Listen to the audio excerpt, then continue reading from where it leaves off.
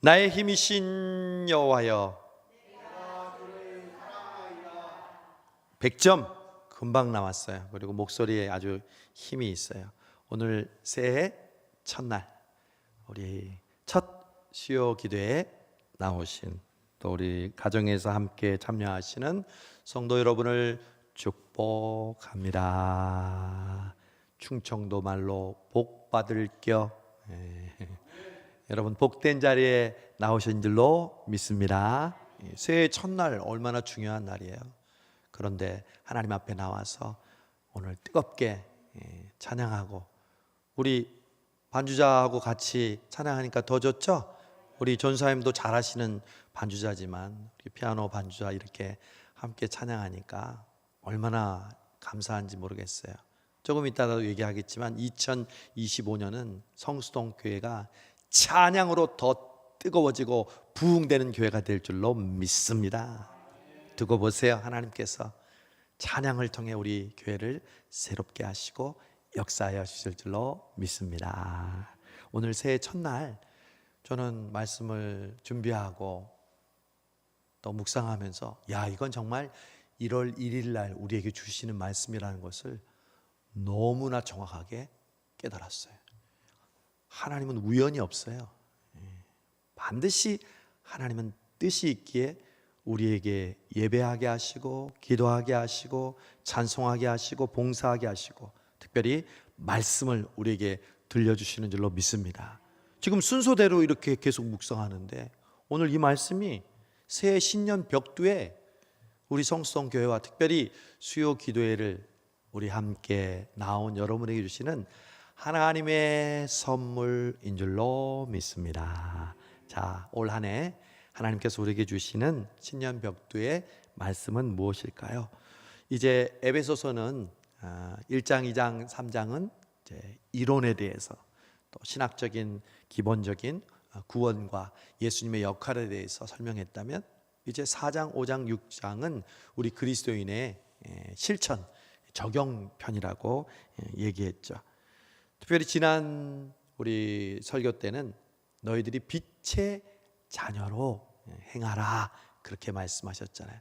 우리가 원래 어둠이지만 예수님이 빛으로 이 땅에 오셔서 우리를 비추어 주셔서 우리는 어떤 존재가 되었다고요? 해를 품은 달이 되었습니다. 그러면서 우리는 스스로 빛을 발하는 발광체는 될 수 없지만 의의 태양 되시고 영원히 빛나는 그 예수 그리스도의 빛을 받아서 우리도 결국 휘영청 밝은 보림달이 되어서 지구에 있는 사람들에게 그 빛을 비추는 빛의 자녀로 우리를 부르신 줄로 믿습니다. 이제 그 얘기를 한 다음에 바울이 오늘 15절부터 21절까지 크게 두 가지의 주제에 대해서 이야기하면서 세부적인 것을 설명합니다.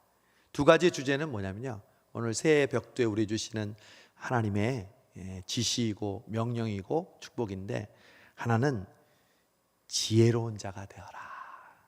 여러분, 새해에는 지혜로운 자가 되시기를 바랍니다. 우리가 잠언 말씀 여러분 쓰고 또 읽으면서 얼마나 지혜를 강조하고 있어요. 지혜가 제일이니 여호와를 경외하는 것이 지혜의 근본이요 하나님을 아는 것이 명철이니라 말씀했잖아요. 2025년은 우리 성수동 교회 그리고 우리 모든 성도들, 특별히 수요 기도에 나온 여러분에게 지혜가 충만하시기를 바랍니다. 두 번째 큰 주제는요, 성령 충만이에요. 얼마나 좋아요. 이 새해 벽두에 우리가 기도할 제목이 딱 생겼잖아요. 하나님, 이 새해는 우리가 지혜롭게 하옵소서. 이 새해는 우리가 성령 충만하게 하옵소서. 그 기도대로 이루어 주실 줄로 믿습니다. 자, 첫 번째 지혜에 대해서 뭐라고 말씀하는지 보겠습니다. 15절 보니까 그런즉 너희가 어떻게 행할지를 자세히 주의하여 지혜 없는 자 같이 하지 말고 오직 지혜 있는 자 같이 하여. 여러분, 그리스도인들은 어리석은 자가 아니라 지혜로운 자라고 지금 바울은 선언하고 있는 거예요. 여러분, 예수 그리스도가 뭐죠? 지혜이시잖아요. 말씀이 육신이 되어 우리 가운데 오신 그 주님, 예수님이 바로 지혜이십니다. 그러므로 예수님을 믿고 그분을 따라 순종하는 자는 당연히 어떤 자예요? 어리석은 자예요? 지혜로운 자예요? 지혜로운 자예요. 여러분들은 어떤 유명한 학교를 나오고 어떤 공부를 한 사람보다 지혜로운 자라는 것을 명심하시기를 바랍니다. 제가 그냥 허투루 여러분 기분 좋게 하려고 하는 게 아니에요. 저를 따라하세요. 나는 그리스도의 지혜로운 자입니다. 명심하세요. 올 한 해 여러분, 그 지혜로 여러분은 복받게 되고 그 지혜로 말하고 행동하고 열매 맺게 될 것입니다. 예언합니다. 다른 예언이 아니에요. 몇 월 며칠 날 내가 뭘 일을 당하고, 그건 무속이죠.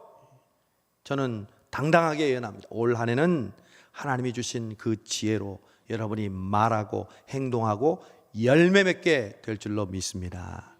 바울은 그래서 우리가 지혜로운 자라고 얘기하면서 우리가 어리석은 자가 되지 말라고 합니다. 그러면 지혜로운 사람의 표지, 지혜로운 사람의 특징은 무엇인가를 바울이 이야기합니다. 특별히 두 가지를 얘기하는데, 첫 번째 16절에 세월을 아끼라, 때가 악하니라. 지혜로운 사람인지 아닌지를 알 수 있는 가장 분명한 구분은 뭐예요? 시간을 어떻게 사용하느냐. 이에 따라 우리의 지혜가 있고 없음이 결정됩니다. 세상적인 지혜는 뭐로 결정이 되죠? IQ나 혹은 내가 다녔던 학교의 졸업장으로 결정이 됩니다. 그러나 하나님을 믿는 우리에게 지혜는요, 바로 우리의 시간을 어떻게 활용하느냐에 따라서 달라집니다. 여러분, 모든 사람이 가지고 있는 돈은 같아요, 틀려요? 가장 쉬운 문제인데, 돈이 많은 사람도 있고 적은 사람도 있고 적당한 사람도 있어요, 없어요? 있죠. 그래서 다 달라요. 우리가 태어날 때부터 달라요. 우리의 자라온 가정 환경이 다르고. 그러나 누구에게나, 부자나 가난한 사람이나 있는 사람이나 없는 사람이나 심지어 병들어 약한 사람이나 건강한 사람이나 할아버지나 어린아이나 똑같은 게 있어요. 매일 주어지는 24시간 1440분은 누구에게나 똑같아요. 그래서 하나님은 공평하신 분이에요.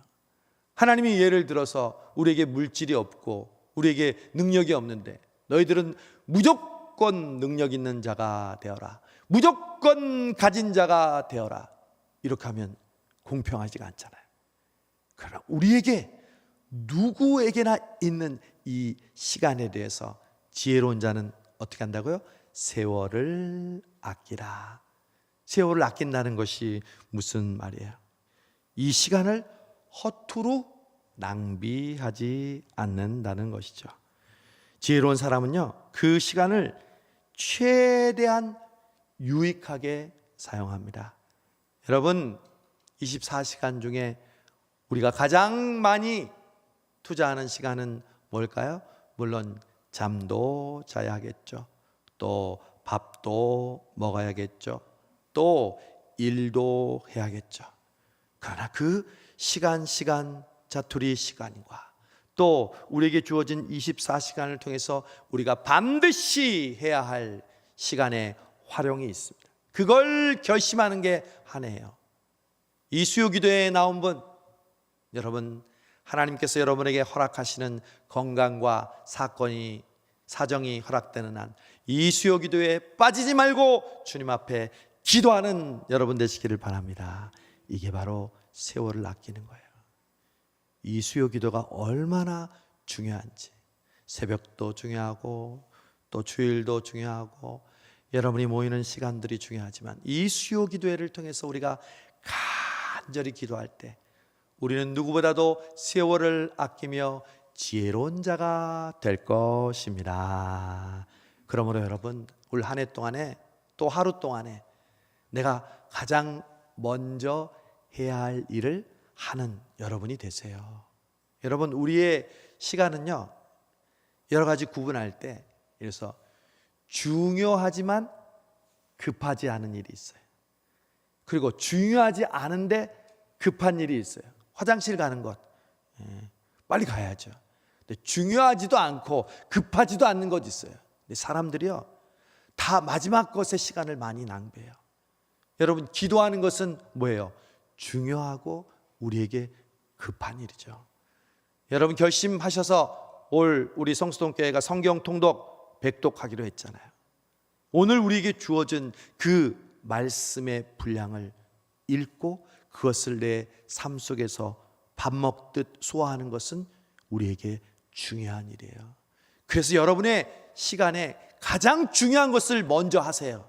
미루지 마시고 나중에 해도 되는 것, 그리고 오늘 안 해도 되는 것을 나의 즐거움과 나의 습관으로 낭비하지 말고 정말 오늘 우리에게 해야 할 중요하고 시급한 일을 먼저 하시는 거죠. 전도도 마찬가지예요. 예배도 마찬가지고요. 우리의 신앙적인 그 중요한 시간들이 우리의 삶의 우선순위가 되게 하는 것, 그게 세월을 아끼는 거예요. 예수님께서 마태복음 6장 33절에서 뭐라고 말씀하셨어요? 너희는 먼저 그의 나라와 의를 구하라. 그리하면 이 모든 것을 너희에게 더하시리라. 세상 사람들은요, 부수적인 것에 모든 시간을 쏟아요. 어리석은 일이에요. 그렇게 염려한다고 그것을 해결할 수도 없는데 그 부수적인 것에 모든 시간을 쏟아요. 그러나 우리는 먼저 이 수요 기도에 나와서 하나님 앞에 기도하잖아요. 그러면 하나님이 이 모든 것을 너희에게 더하시리라. 할렐루야. 이게 지혜로운 사람이라는 거예요. 오만 잡생각으로 시간을 낭비하고 거기에 신경을 쓰고 거기에 시간을 투자하는 것이 아니라 가장 내게 중요한 일이 기도구나. 이 새해를 준비하면서 나에게 가장 중요한 시간은 무엇일까? 오늘 가장 중요한 시간, 이 수요 기도회죠. 저는 안 나온 분을 뭐라고 하는 게 아니에요. 그런 지혜를 가진 사람은요, 그걸 깨닫고 이 은혜의 자리로 나와 하나님께 나의 삶을 맡기는 거죠. 그게 바로 세월을 아끼는 사람입니다. 또 세월을 아낀다는 것, 또 지혜가 있다는 것은요, 16절 후보는 때가 악하니라. 이 세상이 때가 악하다는 것을 깨닫습니다. 지혜로운 사람은 시간을 아끼고 유익하게 사용할 뿐만 아니라 이 때가 지금 악한 때임을, 즉 우리가 순간 방심하는 순간 그 시간이 쑥 지나가 버린 거예요.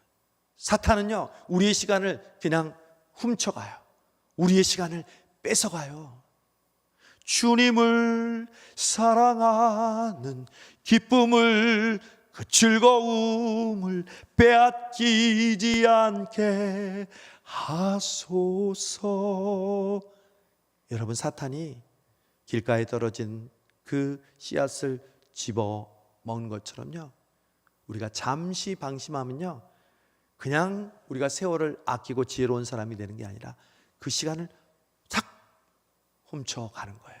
그러면 우리가 누려야 할 기쁨과 그 은혜를 빼앗기는 거죠. 그래서 때가 악한 것을 깨닫는 사람은 지혜를 통해서 그 삶을 하나님께 맡기게 된다는 것이죠. 세 번째 지혜로운 사람, 첫 번째 세월을 아끼고 때가 악하다는 것을 알고, 17절 어리석은 자가 되지 말고 오직 주의 뜻이 무엇인가 뭐하라? 이해하라. 여러분, 이해하라, 이 단어를 집중하세요. 이해하라는 말은요, 깊이 생각하라라는 말씀입니다. 여러분, 지혜로운 사람은요, 하나님의 뜻을 분별합니다. 어리석은 자는 하나님의 뜻이 뭔지를 알 수 없습니다. 그런데 여러분, 하나님의 뜻에도 두 종류가 있어요. 첫 번째, 일반적인 하나님의 뜻이 있습니다. 두 번째는 특별한 하나님의 뜻이 있습니다. 이 두 개를 이해해야 합니다. 첫 번째 일반적인 뜻은 뭐냐면 성경에 다 나와 있어. 항상 기뻐하라, 하나님의 뜻이 아니야. 하나님의 뜻이에요. 쉬지 말고 기도하라, 하나님의 뜻이 아니에요. 뜻이에요.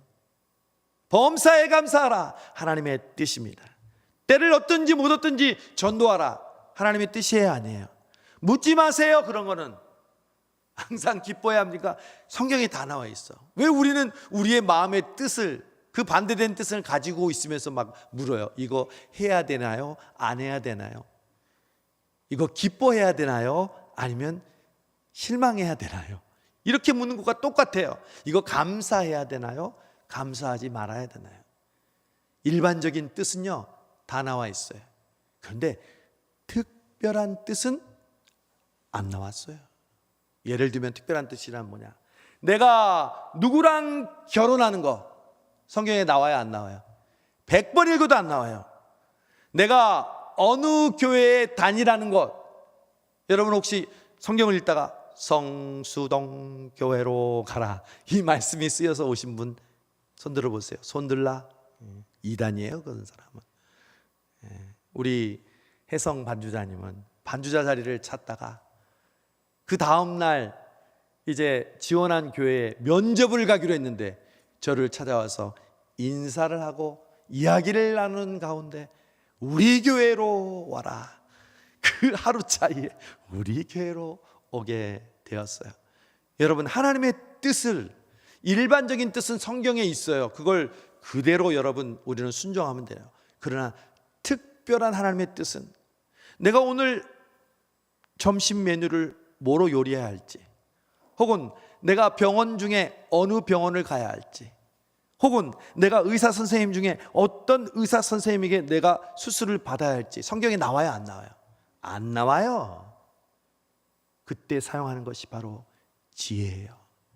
무엇이 하나님의 뜻인지, 주의 뜻이 무엇인가 분별해라, 생각해라, 묵상해라. 여러분 명심하세요. 그게 바로 하나님이 주시는 지혜예요. 일반적인 하나님의 뜻을 당연히 깨닫는 것도 지혜며, 특별하신 하나님의 뜻을 구하고 기다리고 또 찾는 것이 지혜예요. 이게 지혜로운 사람의 삶이에요. 그러나 많은 사람들은 그냥 자기 뜻이 이루어지기를 바라고, 하나님의 뜻은 온데간데 없고 자기 뜻, 자기 욕심, 자기 계획만 이루어지려고 해요. 특별한 하나님의 인도하심을 위해서 우리에게 내가 수요기도에 와서 이 말씀을 듣게 해주시고, 내가 그 사람과 만나서 이야기를 듣게 해주시고, 갑자기 자다가 일어났는데 이런 생각이 일어나게 해주시고, 하나님께서 특별한 하나님의 인도하심을 우리에게 주고 계시는데도 지혜가 없으면 그걸 분별하지 못한다는 거죠. 그런데 여러분, 또 하나 알아야 될 것이 있어요. 내가 죄 짓는 길이 아닌 이상, 예를 들어서 A와 B의 갈림길에 있어요. 특별한 지금 일을 결정하는데 어떤 것이 하나님의 뜻일까요?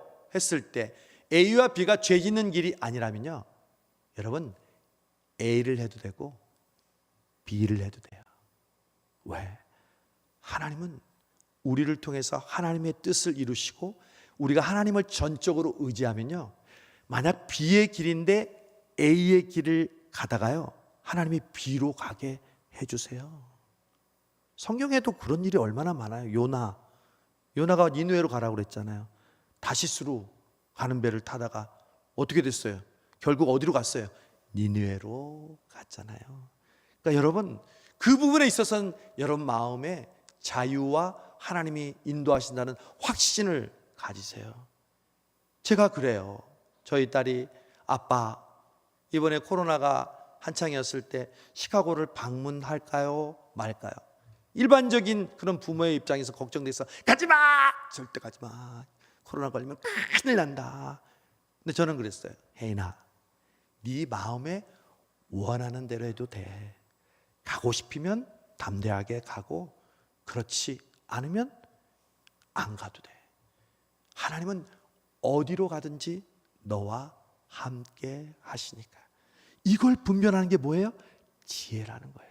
이 지혜가 없으면 율법적으로 해석하고요, 세상의 경험대로 해석하고요, 내 판단대로 하게 되잖아요. 그러니 얼마나 지혜가 중요해요.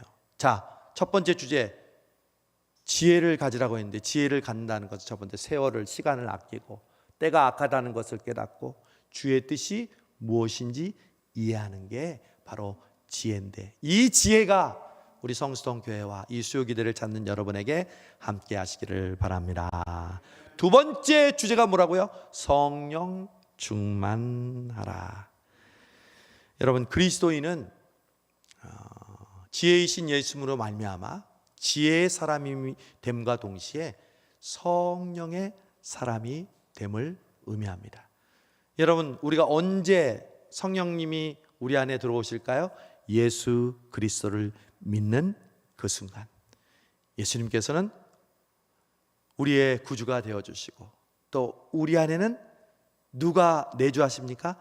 성령님이 내주하신다고 제가 성수동교회 부임하면서 계속해서 강조하고 처음부터 얘기했죠. 성령님이 어디 계십니까? 내 안에 계십니다. 유명한 기도원에 있습니까? 혹은 부흥사에게 있습니까? 아까 우리가 찬양할 때 비유적인 표현으로 성령 받아라, 예수님이 실제로 부활하셔서 제자들에게 오셔서 성령을 받으라 하셨으니까 했지만, 성령은 던지고 받는 게 아니에요. 물건이 아니고 특별한 사람만이 가지고 있다가 우리에게 쑥 전수하는 게 아니라, 저와 여러분 예수 믿는 사람에게는 누구에게나 성령님이 계신 줄로 믿습니다. 너희가 하나님의 성전인 것과 하나님의 성령이 너희 안에 거시는 것을 알지 못하느냐. 제가 그랬죠. 누구를 믿으라고 했어? 여러분 자신을 믿으면 돼요. 아니, 목사님 주님을 믿어요. 아니, 그런 뜻이 아니에요. 정말 하나님의 뜻이 무엇인지를 가르쳐 주는 분은 바로 여러분 자신 안에 있는 성령님이에요. 하나님이 살아계신다는 것을 여러분 어떻게 보여줄 거예요? 사람들한테 어떻게 보여줄 거예요? 내 안에 계신 성령님 때문에 우리는 하나님이 살아계심을 믿어요. 지난 송구영신 예배 드릴 때 우리 집사님의 딸이 같이 예배를 드리러 왔는데, 끝나고 나서 저한테 목사님의 설교를 듣는데, 그 자매 표현을 하면 눈물이 줄줄줄 나는 거예요. 왠지 모르게 눈물이 났어요. 그러는 거예요. 그 무슨 역사예요? 성령님의 역사죠. 내 안에 계신 성령님이 그 말씀을 듣고 감동받게 하시고, 내가 생각지도 않았는데 그 말씀에 은혜 받게 하시는 것. 왜 그래요? 내 안에 성령님이 계시기 때문에. 그런데 여러분, 중요한 사실이 있어요. 성령님이 예수 믿음으로 계신다는 것을 성경적인 표현으로 성령으로 인치심을 받는다고 얘기해요. 저와 여러분 성령님으로 인침을 받은 사람들입니다. 그런데 여러분, 그 인침을 받는 것은 몇 번 받아야 돼요? 한 번 받으면 돼요. 우리 안에 성령님이 계시면 그분은 내주하셨어요. 영원토록 우리를 떠나지 않으신다고 하셨어요. 할렐루야. 이것만으로도 우리가 찬양하고 기뻐하고 하나님께 영광 돌려도 돼요. 왜? 내 안에 하나님의 성령이 계시는데 절대 떠나지 않는데, 우리는 주님의 마음을 떠날 때 성령님이 떠나시나요? 떠나지 않고 로마서 8장 말씀대로 하면 말할 수 없는 탄식으로 우리를 위하여 친히 간구하시니라. 지난 송구영신 예배 때도 그 전에도 얘기했지만, 새벽기도 때 얘기했지만, 우리가 여기 설 수 있는 것은 누구 기도 때문이라고요? 예수님의 기도. 예수님이 친히 우리를 위해 기도해 주시니까 여기 있는 거지, 우리가 수요기도에 열심히 나오고 새벽기도 열심히 나온다고 우리가 지금 누리는 이 은혜를 다 누리겠어요? 아니요. 그건 교만이죠. 주님이 우리를 위해서, 성수동교회를 위해서 기도해 주심으로, 여러분의 가족과 자녀들을 위해서 기도해 주시니까 우리가 여기 있는 줄로 믿습니다. 여러분, 우리가 성령으로 인치는 사건은 예수 믿고 한 번에 영원히 이루어지는 거예요. 그런데 중요한 사실이 있어요. 오늘 18절에 보니 오직 성령으로 충만함을 받으라. 이 말은요, 성령 충만은 일회성이 아니라는 거예요. 여러분 작년에 성령 충만하면 지금도 저절로 성령 충만하나요? 아니에요. 성령 충만은 지속적이고 반복적인 하나님의 명령이에요. 우리 안에 성령님은 계신데 그 성령님이 어떻게 계시느냐가 성령 충만함의 여부를 결정해요.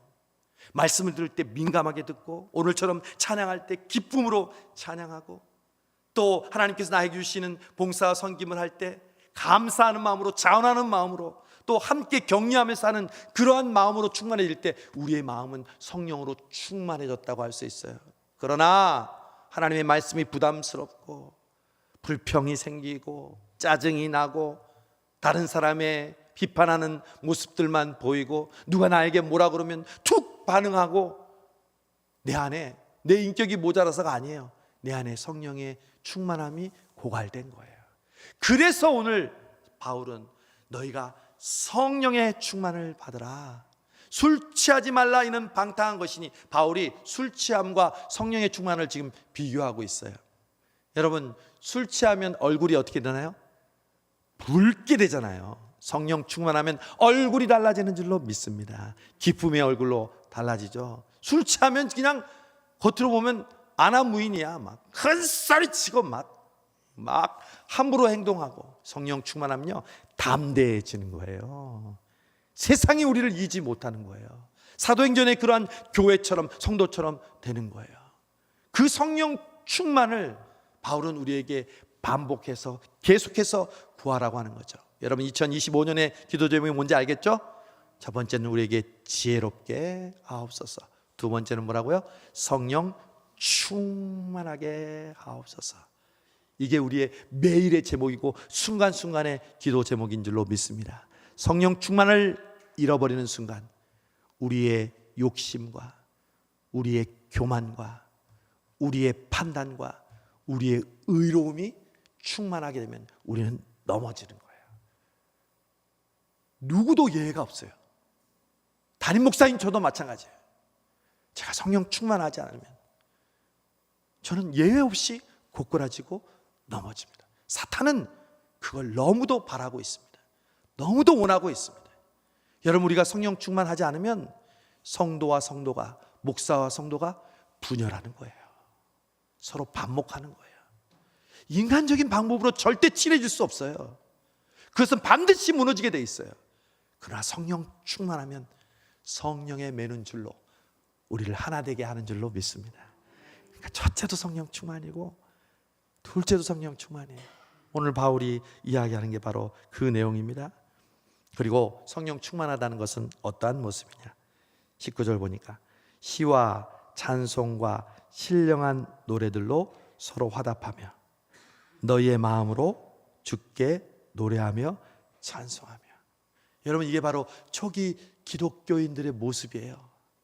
찬송에도 두 가지가 있어요. 오늘 보니까 서로 화답하며 너희의 마음으로, 그러니까 시와 찬송과 신령한 노래들로 서로 화답하며, 그러니까 성도들과 성도들이 화답하면서 찬양하는 찬양이 있어요. 그게 바로 교제 중심의 찬양인데, 서로 앞에 찬양을 하면 뒤에 후창을, 제가 앞에 하면 여러분 할렐루야 아멘 노래가 나오게 하면 성도여 다 함께 주 찬양하여라.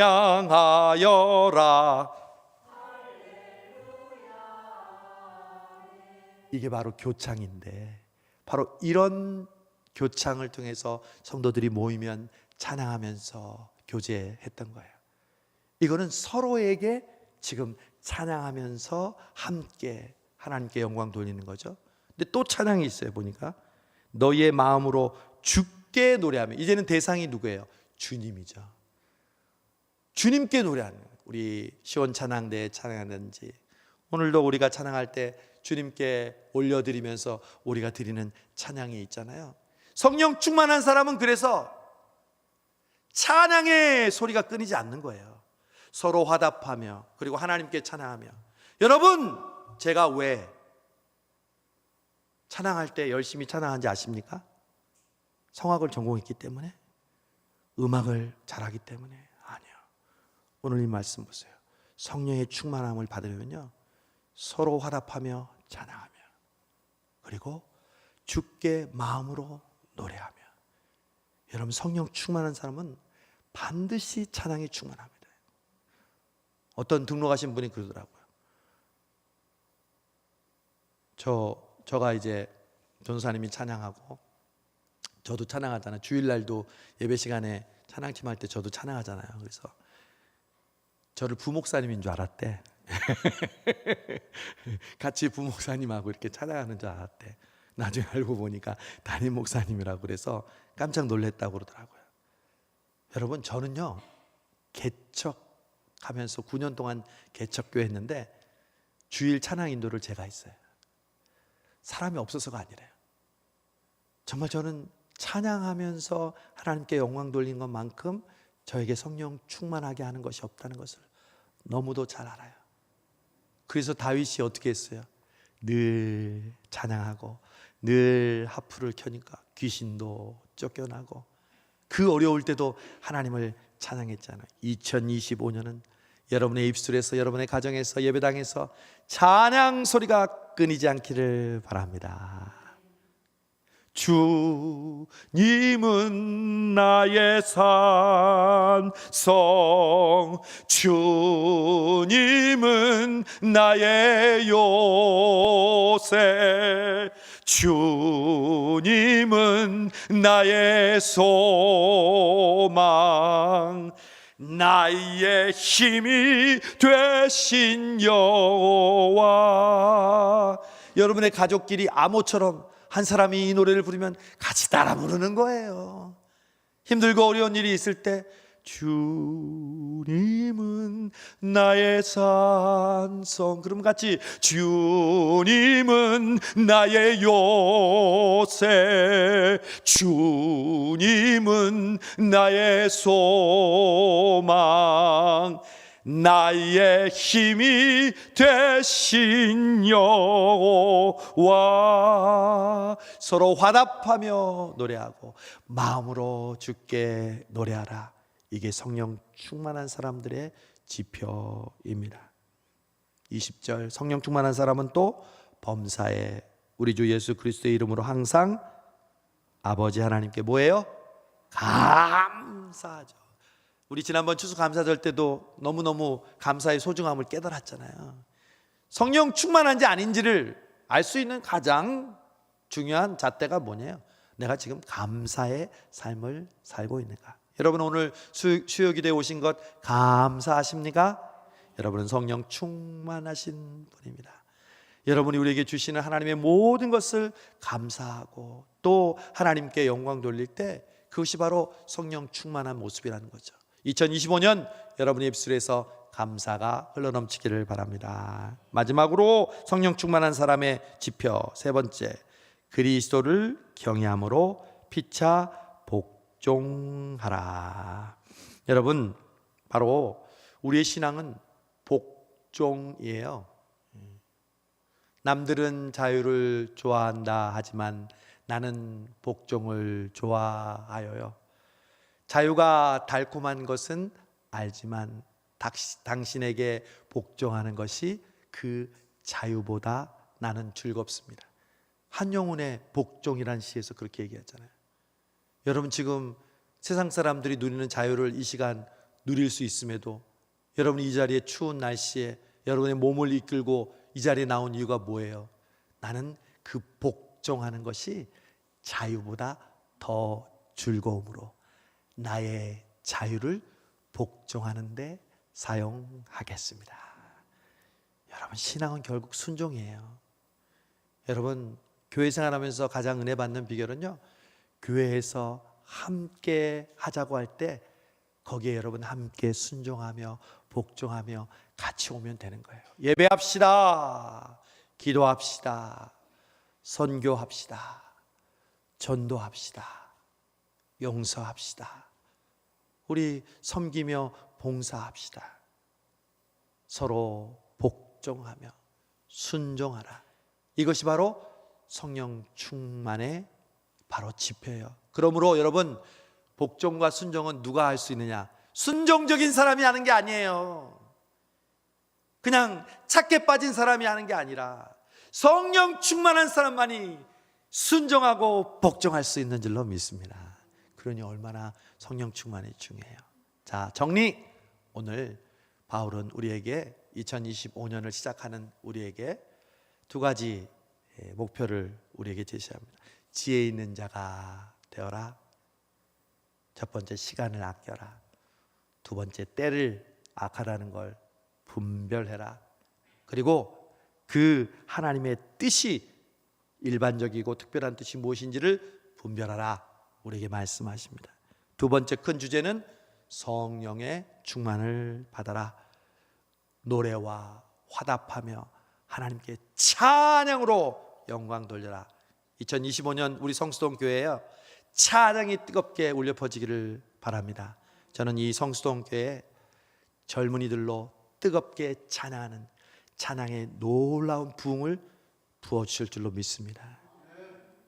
제가 그 연주자들을 보내주시고 그 사람들을 보내달라고 새벽마다 기도하는데 오셨잖아요. 사실 송구 영신 예배 때 기타 치는 우리 친구도 지금 멀리 살지만 같이 참석해서 부부가 은혜 받았어요. 그 친구도 우리 교회 오면 너무 좋은데 내 생각인가? 그래서 하나님이 하나 둘씩 찬양하는 사람들을 모아주셔서 저는 이런 생각도 있어요. 성수동에 지금 뜨거운 성수동에 근무하는 사람들 많잖아요. 그렇죠? 그러면 그 사람들 위해서 일주일에 한 번 우리가 성수동 워십을 해서 퇴근하고 그 일주일에 한 번 와서 뜨겁게 찬양한다든가, 아니면 점심시간은 다 있을 거 아니야. 점심시간에 우리가 국수를 하나 삶아주든 삶아주고, 그리고 우리가 와서 짧은 시간이지만 함께 런치 워십을 하면 얼마나 좋을까. 꿈이 있어요. 하나님이 신령한 노래로 서로 화답하고 찬양하게 하는 성령 충만한 교회로 우리를 만들어 줄 줄로 믿습니다. 그리고 범사에 감사하는 성령 충만한 사람, 그리고 피차 주님께, 교회에, 서로에게 복종함으로 성령 충만한 2025년 한 해 되시기를 주님의 이름으로 축복합니다. 하나님 아버지 감사합니다. 오늘 이 새해 첫날 이 귀한 말씀을 우리에게 주시려고 쉬는 날이지만 이 저녁에 함께 나와서 저희를 찬송하고 또한 기도하고 말씀 듣게 해주심을 감사합니다. 말씀이 지표가 되고 말씀이 우리를 인도하는 등대가 되어서 그 말씀을 통해서 우리에게 원하시는 하나님의 뜻을 오늘도 발견하게 해주심을 감사합니다.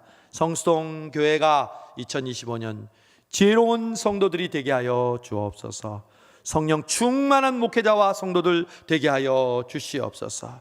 그리하여 하나님께서 기뻐하시는 2025년에 아름다운 열매를 풍성하게 맺는 그 주인공들 되게 하여 주옵소서. 예수님의 이름으로 기도하옵나이다. 아멘. 우리 하나님 아버지의 마음 한번 우리 찬양하겠습니다. 2025년 하나님의 마음이 있는 곳에 우리의 마음이, 하나님의 눈물이 있는 곳에 나의 눈물이, 하나님이 바라보는 그 두 영혼에게 나의 두 눈이 향하는 이 한 해가 되게 주옵소서. 세월을 아끼게 해주시고 때를 분별하게 하여 주시고 성령으로 충만하여서 이 한 해를 주님께서 인도해 주셔서 우리의 모든 삶이 아버지의 삶이, 주님의 삶이 되게 하여 주옵소서.